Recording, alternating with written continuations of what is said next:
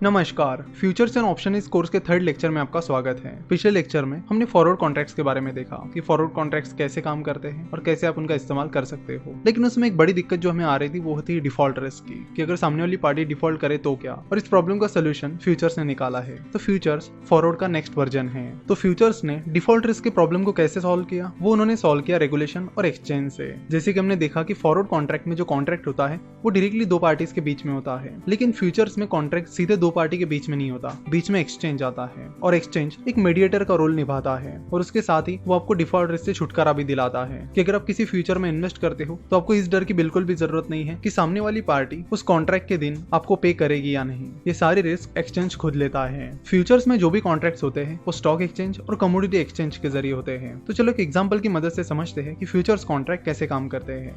Gold की price फिलहाल 40,000 रुपए के करीब चल रही है और आपको लग रहा है कि आने वाले 2 महीनों में गोल्ड की प्राइस बढ़ने वाली है। इसलिए आप चाहते हो कि आने वाले टाइम में अगर गोल्ड की प्राइस बढ़ती है तो वो रिस्क मेरे ऊपर ना आए, और इसीलिए आप किसी से एक ऐसा कॉन्ट्रैक्ट करना चाहते हो जिससे 2 महीने बाद आपको वो 10 ग्राम गोल्ड 40,000 रुपए में ही मिले। तो पिछली बार आपने फॉरवर्ड कॉन्ट्रैक्ट किया था और उसमें रिस्क था कि सामने वाली पार्टी यानी जूलर आपको 10 ग्राम गोल्ड 40,000 रुपए में देगा या नहीं। लेकिन यहाँ पर जब आप फ्यूचर्स के जरिए कॉन्ट्रैक्ट कर रहे हो तो आपको इस रिस्क की जरूरत नहीं होती, क्योंकि गोल्ड कमोडिटी मार्केट में आता है। इसलिए आप कमोडिटी एक्सचेंज पर जाओगे और इस गोल्ड का फ्यूचर कॉन्ट्रैक्ट करोगे। तो आप तुरंत कमोडिटी मार्केट पे गए तो आपने 2 महीने बाद का 10 ग्राम गोल्ड का 40,000 रुपए का फ्यूचर कॉन्ट्रैक्ट खरीद लिया, जिसमें आपको 2 महीने बाद 10 ग्राम गोल्ड 40,000 रुपए में मिल जाएगा। पिछला कॉन्ट्रैक्ट यानी फॉरवर्ड कॉन्ट्रैक्ट सीधे दो पार्टीज के बीच में था, इसलिए आपको किसी को फीस या कुछ पे करने की जरूरत नहीं पड़ी। लेकिन जब आप स्टॉक एक्सचेंज या कमोडिटी एक्सचेंज के जरिए फ्यूचर्स खरीदते हो यानी फ्यूचर्स कॉन्ट्रैक्ट करते हो तो आपको जो मीडिएटर होता है उसको कुछ फीस भी पे करनी होती है, जो कि वैसे बहुत ही निग्लिजिबल होती है। तो अगर 2 महीने बाद गोल्ड की प्राइस 41,000 रुपीज हो जाती है तो 1,000 रुपीज का प्रॉफिट आपके अकाउंट में ट्रांसफर हो जाएगा। फ्यूचर कॉन्ट्रैक्ट्स में ज्यादातर कैश सेटलमेंट होती है, यानी जो भी प्रॉफिट एंड लॉस होता है वो आपको पे करना होता है रादर देन उस पर्टिकुलर अंडरलाइंग एसेट के।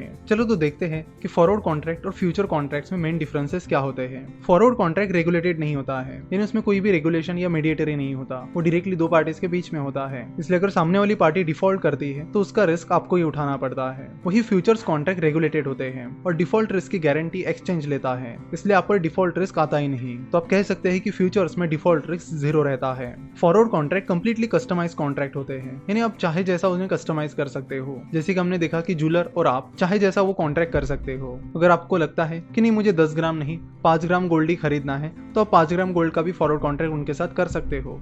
लेकिन फ्यूचर्स में ऐसा नहीं होता। इसमें नंबर ऑफ लॉट्स और बाकी चीजें फिक्स होती है, एक्सपायरी डेट भी फिक्स होती है। जैसे कि किसी शेयर्स के फ्यूचर्स में 100 शेयर्स का लॉट है तो आपको 100 शेयर्स ही खरीदने होंगे। आप ऐसे नहीं कह सकते कि मैं 50 शेयर खरीदूंगा, वो कस्टमाइजेशन आपको फ्यूचर्स में नहीं मिलता है। तो आप कह सकते हो कि क्वांटिटी और बाकी चीजें फ्यूचर्स में फिक्स्ड होती है। उसके बाद फॉरवर्ड और फ्यूचर्स में मेन डिफरेंस ये है कि फॉरवर्ड मार्केट में आपको पता होता है कि सामने वाली पार्टी कौन है, तो जिनसे आप फॉरवर्ड कॉन्ट्रैक्ट कर रहे हो आपको पता होता है कि वो पार्टी कौन है। लेकिन फ्यूचर्स में ऐसा नहीं होता है। फ्यूचर्स में बीच में स्टॉक एक्सचेंज या कमोडिटी एक्सचेंज आता है, तो सामने वाली पार्टी कौन है ये आपको पता नहीं होता। तो अगर आप कोई फ्यूचर कॉन्ट्रैक्ट कर रहे हो तो स्टॉक एक्सचेंज या कमोडिटी एक्सचेंज पर आपको ये नहीं पता होता कि सामने वाली पार्टी कौन है। ये चीज नॉर्मली स्टॉक एक्सचेंज पर भी होती है। आप जनरली कोई शेयर भी खरीदते हो तो उसमें भी आपको ये नहीं पता होता कि सामने कौन है। और जब हम नॉर्मली स्टॉक एक्सचेंज से शेयर खरीदते हैं तो उसमें भी डिफॉल्ट रिस्क 0 होती है, क्योंकि जब आप शेयर खरीदते हो और पैसे पे करते हो तो उतने शेयर आपके अकाउंट में आ ही जाते हैं। और वो इसलिए आ जाते हैं क्योंकि एक्सचेंज उस डिफॉल्ट रिस्क की गारंटी ले रही है। वो सामने वाली पार्टी से शेयर लेगी और आपके अकाउंट में डाल देगी। तो फ्यूचर्स कॉन्ट्रैक्ट खरीदने के लिए आपको स्टॉक एक्सचेंज या कमोडिटी एक्सचेंज जाना पड़ेगा, मतलब एक्चुअल में जाने की जरूरत नहीं है।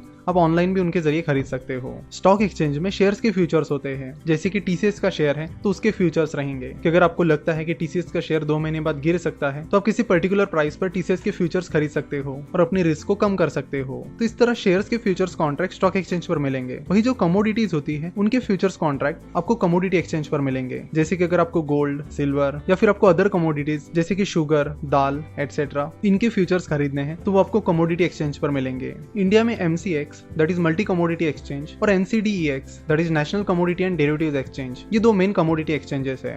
और आपको शेयर्स में फ्यूचर्स बाय करने हैं तो उसके लिए आपको स्टॉक एक्सचेंज पर जाना पड़ेगा। और जैसे कि हमें पता है इंडिया में 2 मेन स्टॉक एक्सचेंजेस हैं, NSE that is national stock exchange और BSE that is Bombay stock exchange. Futures and options की बात की जाए तो futures and options mainly national stock exchange पर ट्रेड होते हैं, ज्यादा वॉल्यूम नेशनल स्टॉक एक्सचेंज पर होता है। तो आज हमने बात की कि फ्यूचर्स कॉन्ट्रैक्ट कैसे कैसे काम करते हैं। नेक्स्ट लेक्चर में हम बात करेंगे कि शेयर्स के जो फ्यूचर्स कॉन्ट्रैक्ट होते हैं वो एक्चुअली स्टॉक एक्सचेंज पर कैसे काम करते हैं, लॉट साइज क्या होती है, मार्जिन मनी क्या होती है, मार्क टू मार्केट क्या होता है, साथ ही कौन कौन से मंथ की एक्सपायरी होती है। ऐसी अलग अलग चीजों को हम नेक्स्ट लेक्चर में समझने वाले हैं। So see you in the next lecture. Video देखने के लिए और हमसे जुड़े रहने के लिए आपका बहुत बहुत धन्यवाद।